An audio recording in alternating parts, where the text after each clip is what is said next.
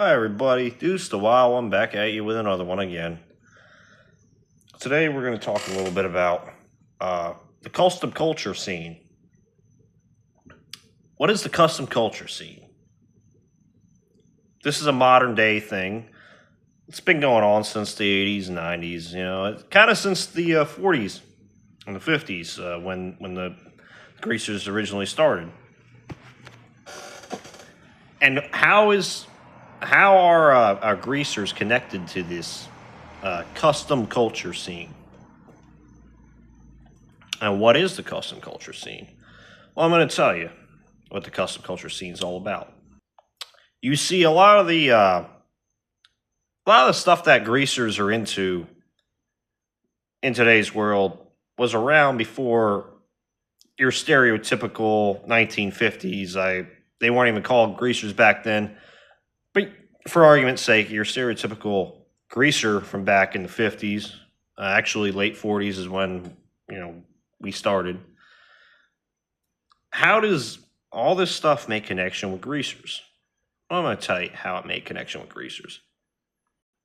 You see, back in the 1950s, there was, I'm actually going to go back to the 1940s, late 1940s, mid to late anyway, specifically after World War II. A lot of these guys came back from World War II, and they were a lot of the guys that went there, grew up in the country. They were farmers, they were cowboys, etc. And they went to World War II, had their adrenaline rush in World War II, and they came back, and they wanted that same rush again. Because you come back to the United States, everything's peaceful and everything's great and glory. And these guys just got done war, and they're in an adrenaline rush, man. They want something different. They want something cool. And a lot of these guys inherited, greasers were working men. They were working men when they came back from the war. They wore jeans, they wore boots, they wore t-shirts, because a lot of them were blue-collar guys, man. Most of them were blue-collar guys. And they didn't want to live the all-around American dream. They wanted something different. And this kind of folds into the story of the past of the one percenter bikers as well. But it's the same thing for greasers all around. So in the 40s, when these guys came back from World War II, these guys, they had their greased up hairstyles. They just wore their working man's clothes, t-shirts, boots, jeans. And, they all wore bomber jackets. A lot of the Air Force, anyway, they wore bomber jackets, leather jackets.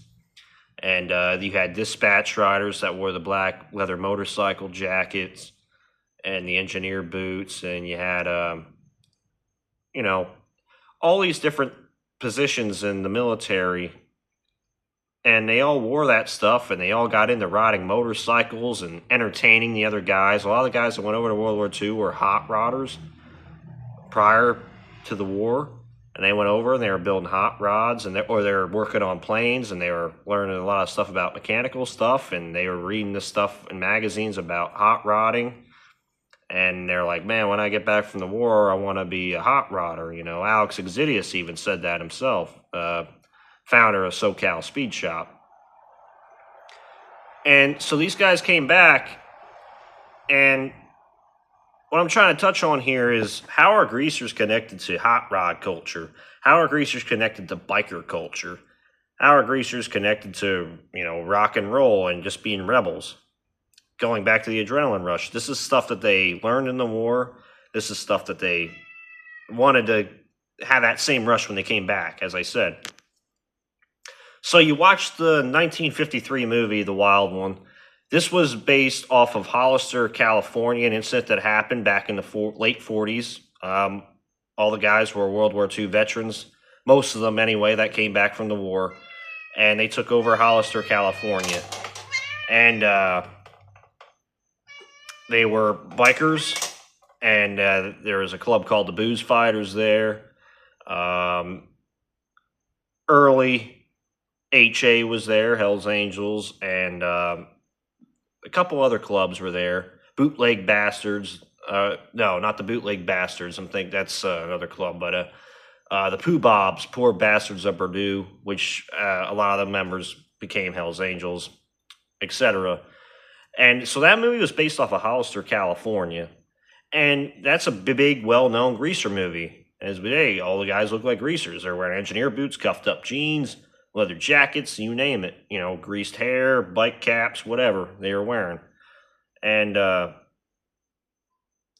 all the guys dressed like that back then. You look at the El Mirage, the Dry Lakes, when they were doing time trials with their cars or the drag races.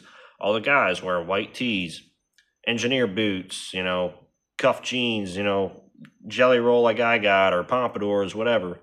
And they're all, you know, dressed like greasers, as we call them.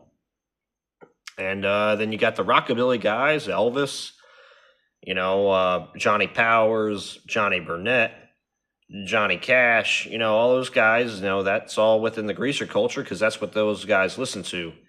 And the greasers listen to the real rockabilly of the days, you know, Sun Records, early Sun Records, other companies that produced rockabilly music in the 50s. That was like the juvenile delinquent type of music. And of course, the regular street gangs, the street greasers, they adapted this style. It was the badass style of the time. The hot rodders were doing it. The bikers were doing it. What the hell, we'll do it too. So they became, you know, what we call greasers, or which actually street greasers are more of the stereotype of greasers. And so all of this built up back then in the 50s, the late 40s into the 50s and in the early 60s. And there were still your holdouts in the 60s. You know, you go in the mid 60s and stuff, people start growing their hair out longer. And, you know, the Beatles came along and the Rolling Stones, stuff like that. And I dig those bands, but the Beatles really did fuck up rock and roll. I mean, the Beatles were playing 50s rockabilly in England and stuff before they became famous. You know, they were playing our music, then they really fucked up rock and roll. And they came here, so the shaggy hair came out, and the long hair, and the hippie movement came out. And but you still had your holdouts of greasers that were out there that were hot rodders and bikers, mostly hot rodders at the time, and throughout the 60s and the 70s that didn't conform to the long hair and the beards and shit. They were mostly in the hot rod scene, and what little rockabilly scene was left at the time. There wasn't very many rockabilly bands, man, in the late 60s and the early 70s. Late 70s came along. Who comes out? Stray Cats. And Brian Setzer, there's plenty of documentaries on him. He loved Eddie Cochran. He loved Eddie Cochran. He loved that Gretsch guitar that he was wearing. He loved the baggy suit he was wearing. He loved his hair. And then he discovered Gene Vincent. And I'll give the Beatles some credit because if it wasn't for the Beatles, I don't think Brian would have really recognized Eddie Cochran and Gene Vincent because this was the stuff that the Beatles were playing. And Brian Setzer heard, you know, early Beatles stuff on the jukebox. And he was like, man, this is a great song. You know, he asked the older guy that was in there, you know, who plays the song? He goes, well, it's the Beatles, but it's a song by, you know, Carl Perkins or Gene Vincent or Eddie Cochran, whoever it was. And Brian got into it. And he started a rockabilly revival. Started playing in bars and, you know, up on the pool table, you know, playing his guitar. People just loved him. The older guys that were in the 50s and stuff and the 60s would stay and have extra beers just to watch this guy play because he was just a maniac, man. He was like bringing them back to the 50s again. And so, you know, there's a documentary on this, but he started the Stray Cats, and the Stray Cats got big, and then other rockabilly bands started. One of my favorite bands, the Razorbacks, started in 1983. They opened for the Stray Cats many times. I've actually sang with that band. And this whole rockabilly revival came about, and you know, as I just went into the history of the 40s, 50s, and the 60s, you know, they were all greasers, and the hot rods, and the bikes, and the music, the street gangs, everything. And So other people got on board, and the late '70s, '80s came along, and now young people got into it, and they started building hot rods again. And the Stray Cats, I'll give credit to, because the Shifters Car Club out in California, um, there was other car clubs like in Canada and stuff and everything that were dressed like greasers. They did hot rods and customs. But the Stray Cats, when it came to, they were a little bit older. They listened to the Stray Cats stuff, but they were still a little bit older. They were already doing it for a little while. But out in California, the Shifters came along, and their Shifters were all like really young kids. And in California, as we all know, if it happens in California, it's going to blow up. So the Shifters, are watching the Stray Cats music videos with the hot rods and the custom cars, and they came about, and they started dressing like greasers and shit. And then they're like, man, we really want to have a car like that. They saw Brian Setzer's Model A, the East Coast style, but cool. But they saw that, like, we got to have cars like that. So the guys started going to swap meets, collecting parts, started building cars together. And they were really responsible for a hot rod revolution, along with a rockabilly revolution on the West Coast. And people started reading this stuff in magazines, and it blew up all over the country and Canada again. And so I'll give the Shifters credit. I mean, there was other clubs, but California, as we all know, it blows the hell up. And then so it started in this custom culture, I mean, you have Ed Roth, who did the Rat Fink. I have Brother Fink tattooed on my arm here, which is one of his drawings. It's Rat Fink on the chopper motorcycle.